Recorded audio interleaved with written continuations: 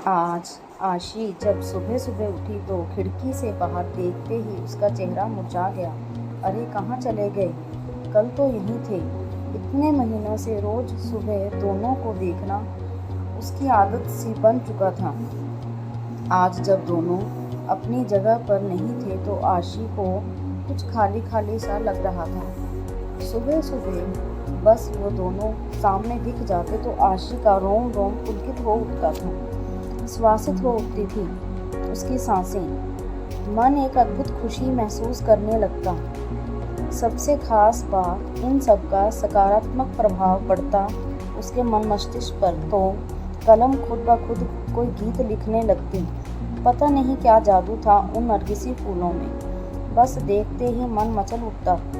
शायद असीम का असीम प्यार भरा था उन आखिर उसी ने तो दिया था आशी को जन्मदिन पर यह गमला, उसे उपहार में दिया था और फिर दोनों ने मिलकर उसमें नरगिसी फूलों का यह पौधा लगाया था। देखो ना आशी, तुम्हारे लिए एक काम सौंप कर जा रहा हूँ। कल ही मुझे कंपनी के एक प्रोजेक्ट के लिए दुबई निकलना पड़ रहा है। बस 6 महीने की तो बात है।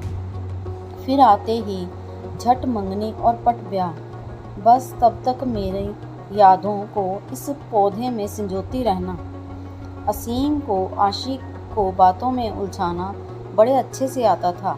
असीम बेशक चला गया था, लेकिन आशी हर रोज़ अरमानों से उस पौधे को सींचती रही। आशी की खुशी का उस वक्त ठिकाना नहीं था जब वह एक रोज़ सुबह उठी और उसने पौधे पर 2 फूल खिले हुए देखे, पीले रंग के। दोनों फूल बिल्कुल एक दूसरे से जुड़े हुए थे, आशी और असीम की तरह। आशी रोज़ उन फूलों को निहारती रहती और असीम को याद करती रहती। आशी की रोज़ असीम से फ़ोन पर बात होती थी।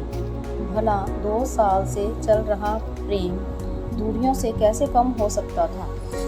इसी प्रेम की शक्ति ने तो उसे क्या से क्या बना दिया। कभी कभी किसी को चिट्ठी पत्री में 2 अक्षर ना लिखने वाली आशी की कला आज अनवरत चलने लगी थी। अपने जज्बातों की स्याही में भिगोकर क्या क्या ना लिख डाला था उसने। तेरे एहसास में खुद को ऐसा फना कर दिया हमने, जिंदगी बाकी ना बची, ना तेरे साथ और ना तेरे बाद। पता नहीं कैसे एहसास थे जो दिल से निकलकर पन्नों पर बिखरते रहते थे। जब भी मन होता आशी उन नरगिसी फूलों को निहारते हुए खिड़की के पास कागज़ कलम लेकर बैठ जाती। माँ जब डांटना शुरू कर देती तब सुध पड़ती कि कुछ खाना भी है और घर का काम काज भी देखना है। पता नहीं पिछले कुछ दिनों से क्या हो गया था उसे। पतझड़ का मौसम आ गया था, फूल मुरझाने लगे थे। माली से पूछकर खाद पानी भी डाला। असीम को फ़ोन पर बताया तो वह पहले खूब हंसा, फिर बोला पतझड़ बीत जाने दो, वो सब कुछ ठीक हो जाएगा। आशी फिर भी आश्वस्त नहीं हो पा रही थी। अब तो बसंत की बहार भी छाने लगी थी। चारों तरफ एक मीठी बयार बहने लगी थी, लेकिन फिर भी आशी को कुछ सही नहीं लग रहा था। आज भी उन फूलों को देखे बिना बेचैनी बढ़ रही थी। आशी कागज़ कलम फेंक कर बाहर आ गई थी और गमले के आसपास चहलकदमी करने लगी। कुछ समझ नहीं आ रहा था कि क्या हो रहा है। इसी सोच में उसे यह भी ध्यान नहीं रहा कि काफ़ी देर से बाहर घंटी बज रही है। आशी, कहाँ खड़ी खोई हुई हो तुम? दरवाजे पर कब से घंटी बज रही है, ध्यान कहाँ है? माँ ने दरवाजे की ओर जाते हुए पूछा। इससे पहले कि आशी संभाल पाती, दरवाजे पर असीम खड़ा था, मुस्कुराते हुए, हाथों में नरगिसी फूल लिए।